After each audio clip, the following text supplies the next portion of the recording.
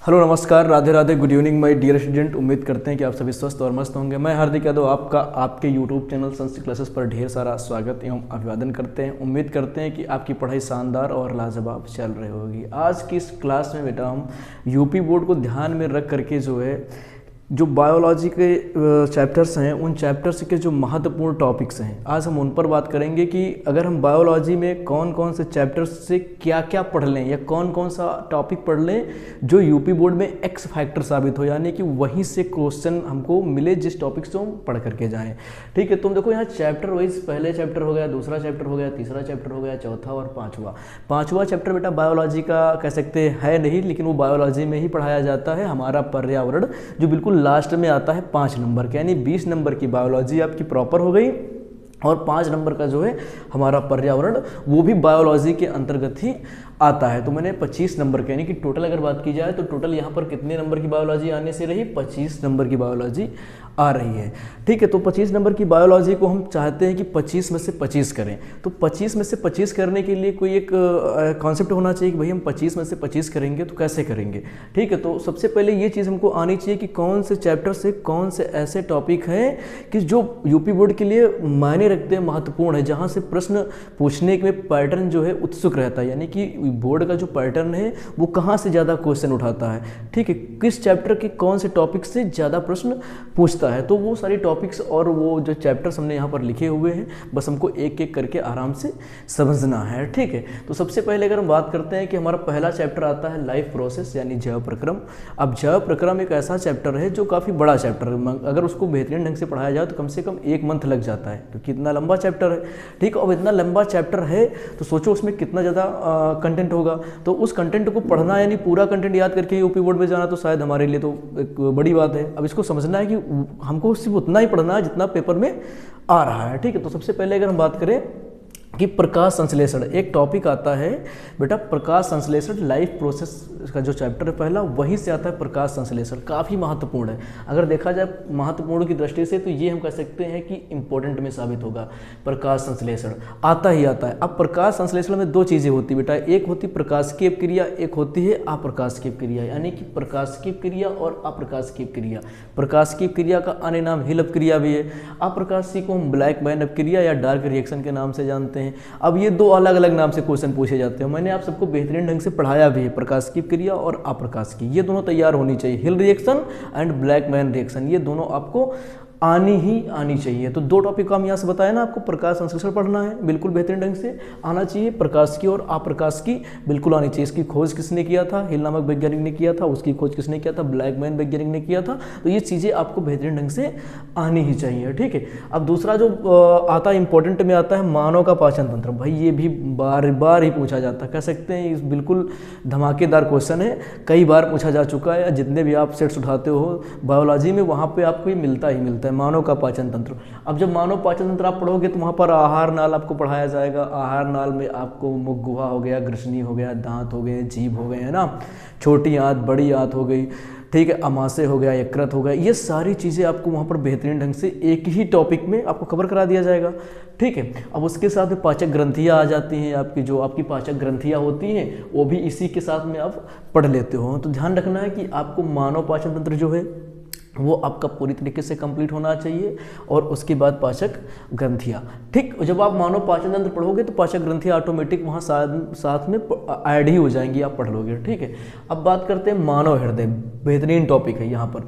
ठीक है, पहले इस पर बात करेंगे तब मानव उत्सर्जन पर बात करेंगे, क्योंकि ये जो 2 टॉपिक हैं, मानव उत्सर्जन और मानव हृदय, इनमें से ज़्यादा जो महत्वपूर्ण टॉपिक कौन सा है, मानव हृदय। Human heart is the very important topic यहाँ से। अगर हम बात करें मानव हृदय की, तो देखो मानव हृदय की मैंने कई सारी क्लासेस जो है बना रखी है, और सबसे बेहतरीन ढंग से पढ़ाया गया है वहाँ पर। ह्यूमन हार्ट आपको सबसे छोटी से छोटी बात और सबसे बड़ी से बड़ी बात मैंने ह्यूमन हार्ट के बारे में अपनी वीडियोज़ में बताया है ना, तो बिल्कुल आसान भाषा में पढ़ना है तो आप यहीं से पढ़ सकते हो। ठीक है, अब बात करते हैं मानव हृदय। मानव हृदय में 4 वृष्म होते हैं, जैसे कि आपको बताया गया है ना, दायां निलय हो गया, बायां निलय हो गया, दायां अलिंद हो गया, बायां अलिंद हो गया, ये सारी चीज़ें। ठीक है, महाधमनी, ठीक है, महाशिरा हो गई, ये सारी चीज़ें, यानी कि नीला खून कहाँ पर होता है ना, ये सारी चीज़ें जो है रक्त हृदय के किस चैम्बर में रक्त इकट्ठा होता है, ठीक है, उसमें जो है त्रिबिलियन का पार्ट क्या होता है, द्विबिलियन का पार्ट क्या होता है, ट्राइकास्पिड वाल, बाइकास्पिड वाल, ये सारी चीज़ें बिल्कुल बेहतरीन ढंग से मैंने समझाया है ना।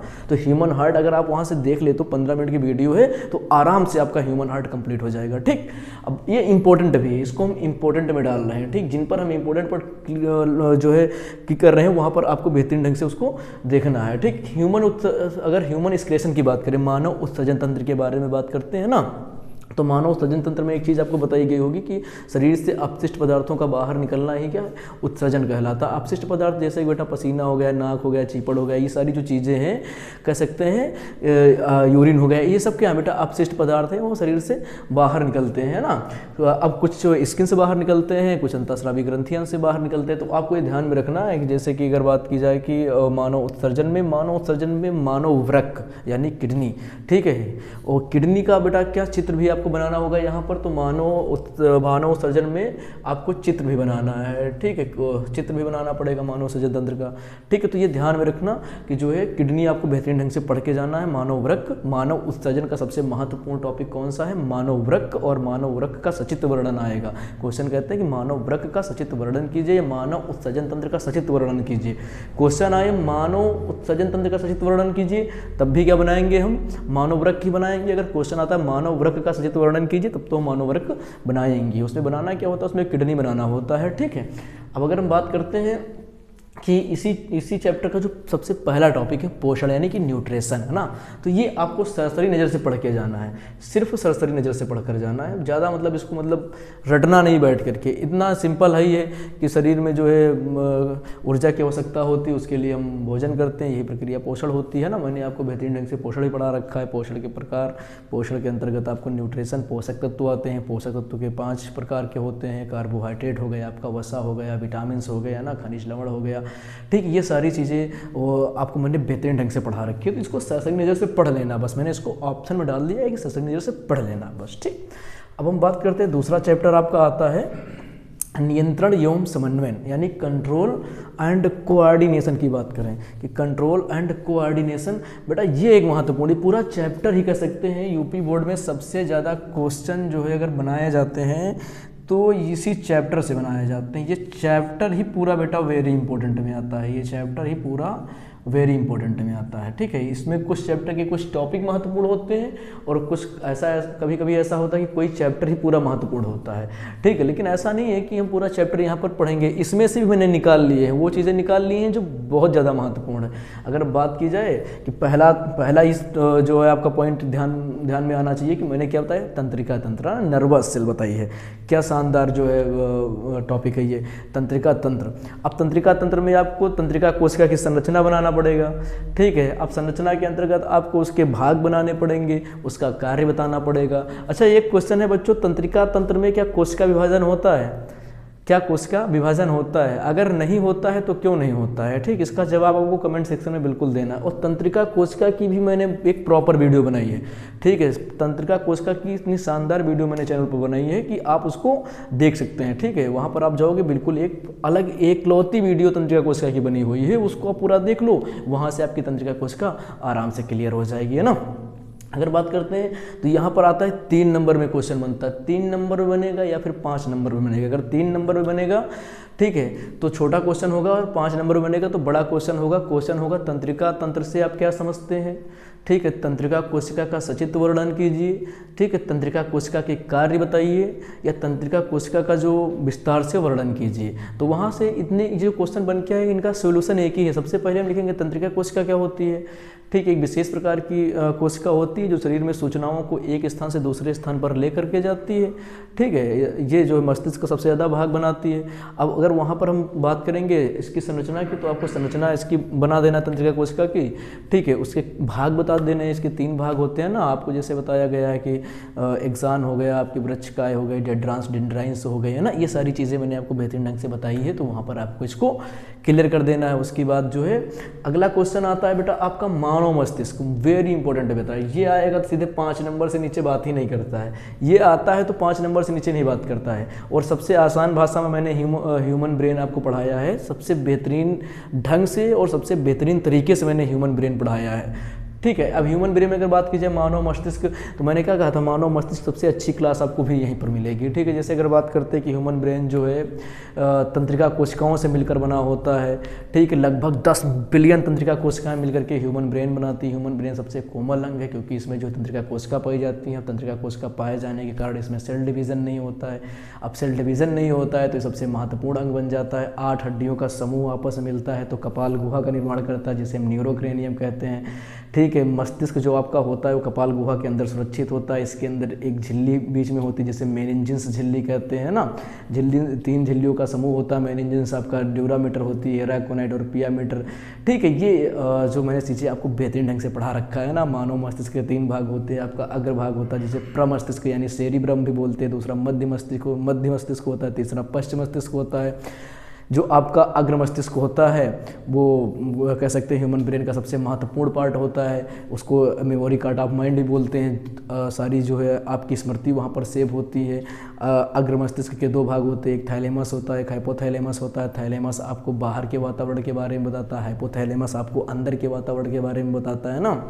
ठीक वैसे ही आपका मध्य मस्तिष्क आता है। मध्य मस्तिष्क के भी 2 भाग होते हैं, एक आपका कार्पोरा होता है, दूसरा सेरिब्रल होता है ना। कार्पोरा सुनने और देखने वाला सेंसर होता है, just like of WhatsApp university है ना। मैंने बताया था कि वो कोई चीज़ सुनता है, देखता है तो तुरंत अग्र मस्तिष्क को भेजता है कि देखो मैंने इसको देखा, ये कौन है। ये सारी चीज़ें मैंने बेहतरीन ढंग से आपको पढ़ाई है। ठीक वैसे ही पश्चिम मस्तिष्क में आता है, एक पश्चिम मस्तिष्क में सेरिबेलम आता है और मेडुला ऑब्लांगेटा आता है ना। आपके शरीर का बैलेंस जो बनाए रखता है वो कौन होता है, सेरिबेलम होता है। अगर सेरिबेलम बहुत तगड़ा है तो आप रस्सी पर भी चढ़ लोगे है ना। ये सारी चीज़ें जो मैंने आपको बेहतरीन ढंग से ह्यूमन ब्रेन में पढ़ाई है, one of the best class आपको यहीं पर मिलने वाली है, ह्यूमन ब्रेन की भी क्लास। ठीक है, यानी कहीं जाने की जरूरत नहीं, जितने भी महत्वपूर्ण टॉपिक है मैंने ऑलरेडी करा रखा है। अब आपका दूसरा चैप्टर आता है। दूसरा चैप्टर के अंतर्गत जो आपका तीसरा टॉपिक आता है प्रतिवर्ती क्रिया। देखो बेटा, मैं एक चीज़ आपको बताऊँ, प्रतिवर्ती क्रिया को आपको पढ़ना है, समझना है, रटना नहीं है, पढ़ना है, समझना है। कमेंट सेक्शन में आपको बताना है कि प्रतिवर्ती क्रिया है क्या।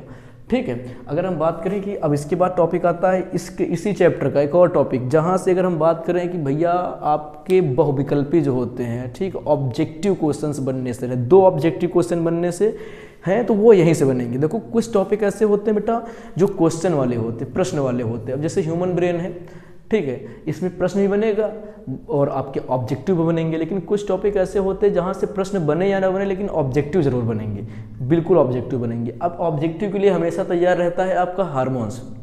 हार्मोन्स वाला जो टॉपिक है बेटा वो प्रॉपर ऑब्जेक्टिव के लिए जो है तैयार ही रहता है। वहाँ से आपके बहुविकल्पी तो पक्का ही आएंगे।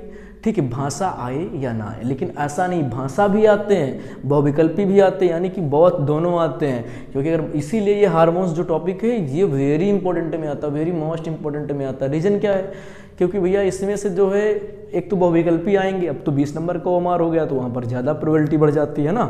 अब उसके साथ में ये क्वेश्चन भी मिलने से रहा कि भैया आएगा जरूर, आपके लिखित क्वेश्चन में भी आएगा और बहुविकल्पी में भी आता है, इसलिए इसकी वैल्यू डबल हो जाती है ना। तो ये हमको बिल्कुल तैयार ही होना चाहिए, वो भी मतलब कह सकते हैं झूठ मूठ कर नहीं तैयार होना चाहिए कि थोड़ा सा आ रहा है भूल रहे बना के लिख देंगे, ऐसा नहीं। बिल्कुल बेहतरीन ढंग से आना चाहिए, यानी कि आपके फिंगर पर होना चाहिए, इतने बेहतरीन ढंग से आना चाहिए। अगर पूछ ली जाए कि हेथिलीन हार्मोन्स कैसा हार्मोन्स है या साइटोकाइनिन से आप क्या समझते हैं, एब्सिसिक कौन सा हार्मोन्स है, तो ये सब चीज़ें आपको बेहतरीन ढंग से आनी ही चाहिए।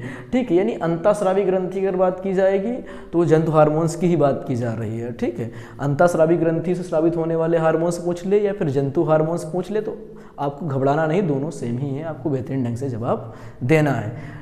ठीक, अब बात करते हैं जैसे कि हार्मोन से क्या होते हैं ना, विशेष प्रकार के रासायनिक पदार्थ जो सजीव के शरीर की समस्त गतिविधियों को नियंत्रित करते हैं वो हार्मोन्स कहलाते हैं ना। यानी कोई व्यक्ति कितना लंबा होगा ये बात हार्मोन्स पर निर्भर करती है, कोई व्यक्ति कितना छोटा होगा ये बात जो है हार्मोन्स पर निर्भर करेगी। ठीक है, तो ये सारी चीज़ें जो है कह सकते हैं अगर कोई पेड़ है उसमें फल कब लगेंगे ये हार्मोन्स पर निर्भर करेगा, किसी पेड़ में जो है पत्तियाँ कब गिरेंगी ये हार्मोन्स पर निर्भर करेगा।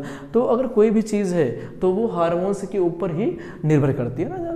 कह सकते हैं अगर मान लीजिए छोटा सा बच्चा है उसकी वृद्धि हो रही धीरे धीरे तो वृद्धि होगी, लेकिन एक समय पर क्या जब वो 22-23 साल का होगा, 24 साल का, तो उसकी एज जो है, आयु जो है, मतलब उसकी उम्र के साथ में उसकी लंबाई क्या हो जाएगी, उम्र तो बढ़ती रहेगी लेकिन उसकी लंबाई रुक जाएगी। तो ऐसा क्यों भाई, उम्र बढ़ रही है तो उसकी लंबाई बढ़ने दो, ऐसा क्यों?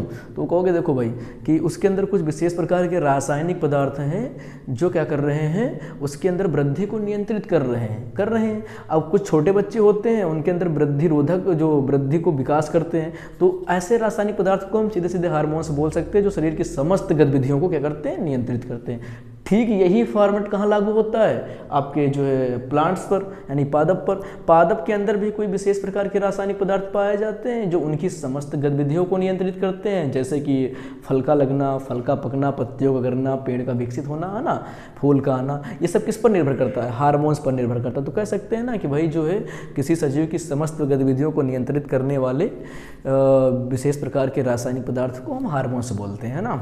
अब हार्मोन्स देखो बेटा दो प्रकार के होते हैं, ऑलरेडी मैंने पढ़ा रखा है। एक तो होते हैं आपके जो है जंतु हार्मोन्स, एनिमल हार्मोन्स, दूसरे होते हैं आपके पादप हार्मोन्स। पादप हार्मोन्स को बेटा फाइटो हार्मोन्स बोला जाता है, क्योंकि फाइटो रूट वर्ड किसका होता है, प्लांट का होता है। ये भी चीज़ बेटा मैंने इसी चैनल पर बेहतरीन ढंग से पढ़ाई है।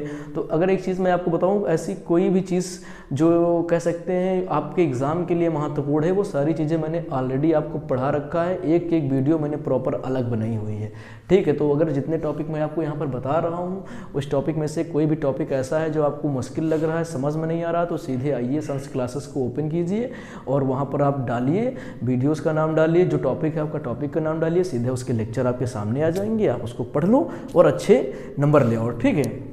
अब बात करते हैं कि देखो जंतु हार्मोन्स बेटा कितने प्रकार के होते हैं। तो जंतु हार्मोन्स आपके कई प्रकार के होते हैं, ठीक है। तो वहाँ पर उनकी संख्या ज़्यादा है, तो वहाँ पर आपको पढ़ना है, इनको बेहतरीन ढंग से पढ़ना है। क्योंकि अगर एक नंबर में आ गया पैराथायराइड आ गया, पैराथार्मोन आ गया, ठीक है, या सोमेटोट्रोपिन आ गया, अगर कोई हार्मोन्स आ गया, आप सही तरीके से नहीं पढ़े हो तो फिर गलत टिक कर दोगे ना। अब बहुविकल्पी आते हैं ज़्यादा, तो संभावना ज़्यादा भैया मुश्किल हो जाती है। अब लिखने को आए एक नंबर में तो लिख दोगे, अगर थोड़ा गलत भी लिख दिया तब भी आपको आधा नंबर मिल जाएगा। लेकिन बहुविकल्पी एक नंबर का आया, आपने गलत कर दिया तो तुरंत एक नंबर कट जाएगा। तो इसलिए जिस टॉपिक को पढ़ो उसको बिल्कुल निचोड़ लो, ठीक है। अगर हम बात करें कि पादप हार्मोन्स, तो बेटा पादप हार्मोन्स को फाइटो हार्मोन्स बोलते हैं। ये 5 प्रकार के होते हैं ना, जैसा कि आपका ऑक्सिन हो गया, ठीक है, आपका साइटोकाइनिन हो गया, आपका जिब्रेलिन हो गया, ठीक है, और आपके जो है एब्सिसिक हो गया, आपका जो एथिलीन हो गया। ये सारे हार्मोन्स जो है बिल्कुल पढ़ना है, बेहतरीन ढंग से पढ़ना है। इसमें भी 2 प्रकार के हार्मोन्स होते हैं, पादप हार्मोन्स भी 2 प्रकार के होते हैं। एक होते हैं वृद्धि रोधक,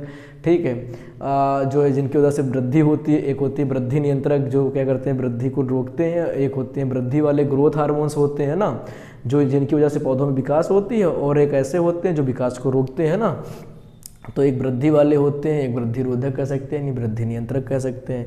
एथिलीन हार्मोन्स इकलौता आपका हार्मोन्स है जो गैसीय अवस्था में पाया जाता है। यूपी बोर्ड का सबसे महत्वपूर्ण और फेवरेट क्वेश्चन है, तो बेहतरीन ढंग से पढ़ के जाइएगा। ठीक टॉपिक जितने बता रहे हैं, इतने टॉपिक अगर आपके क्लियर होते हैं तो कुछ बाहर से नहीं आएगा।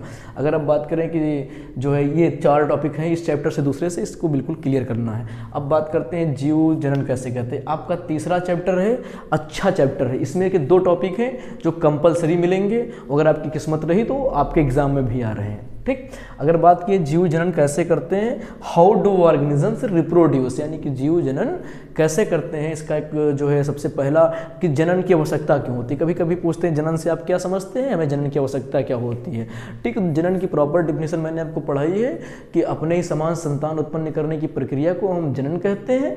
क्या कहते हैं, अपने ही समान संतान उत्पन्न करने की प्रक्रिया को हम जनन कहते हैं, है ना। जनन की आवश्यकता क्यों होती है ये भी मैंने आपको समझाया। अगर सपोज करो कोई जीव है, ठीक है, अगर वो जनन नहीं करेगा तो क्या उसके वंश की वृद्धि होगी, नहीं होगी। तो जीव जनन इसलिए करते ताकि वो अपने वंश की अस्तित्व बनाए रखे, है ना। तो ये आपका टॉपिक यहाँ से मैंने मान लीजिए बता ही दिया, क्लियर हो गया, है ना।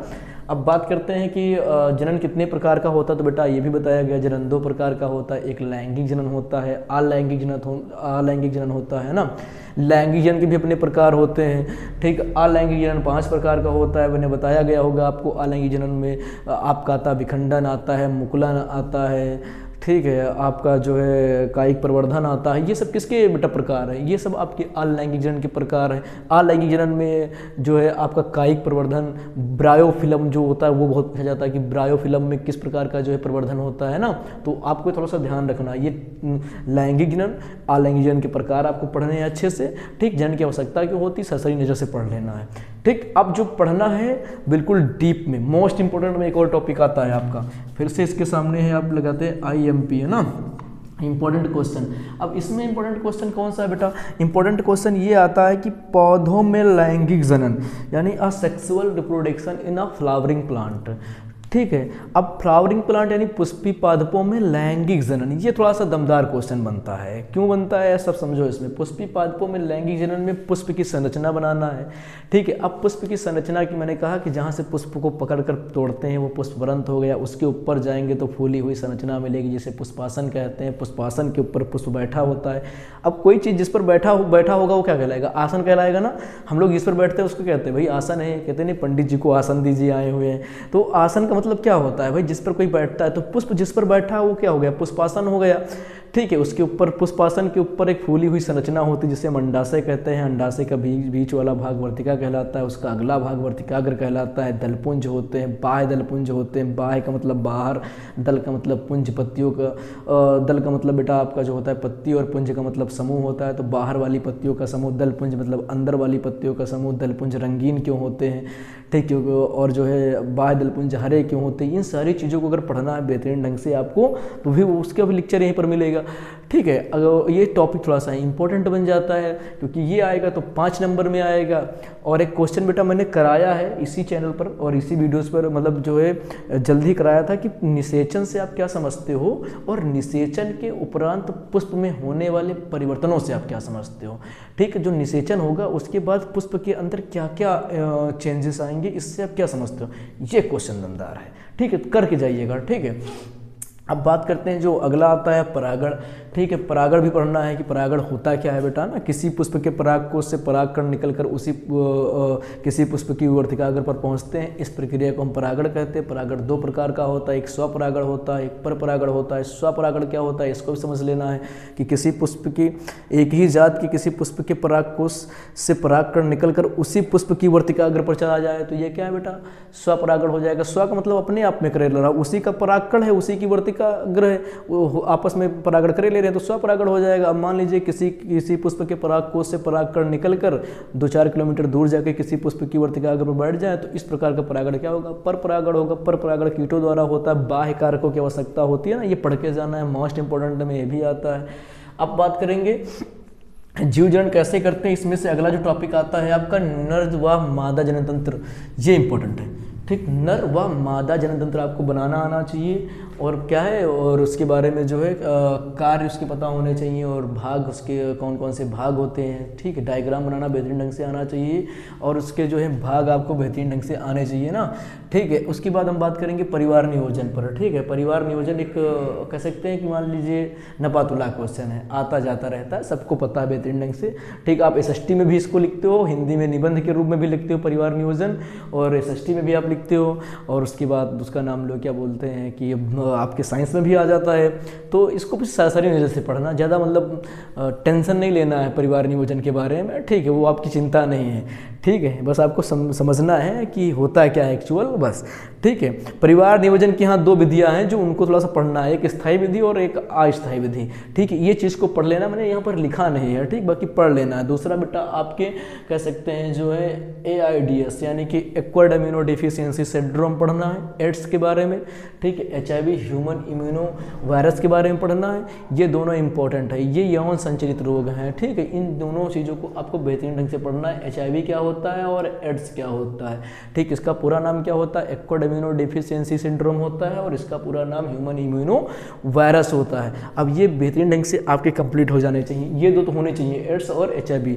ठीक है, बाकी जो अगर हम बात करते हैं कि जनसंख्या विस्फोट, ठीक है, जनसंख्या विस्फोट को भी थोड़ा सा समझ लेना है अपने आप से, बेहतरीन मतलब थोड़ा सा डीप पढ़ लेना है, बस उसको छोड़ देना उसी पर, कोई बड़ी बात नहीं, रटना नहीं है, समझना है बस। जब सामने क्वेश्चन आएगा तो आप लिख लोगे। ठीक है, इतना भरोसा है मुझे मेरे बच्चों पर। अब बात करते हैं जो आपका चौथा चैप्टर है बेटा, वो आता है आनुवांशिकता एवं जैव विकास। ठीक, यानी कि हेरिडिटी एंड इवोल्यूशन। ठीक, इसमें से थोड़ा सा ज़्यादा इंपॉर्टेंट बनता है। उन तीनों चैप्टर की अपेक्षा ये चैप्टर थोड़ा सा ज़्यादा इंपॉर्टेंट बनता है।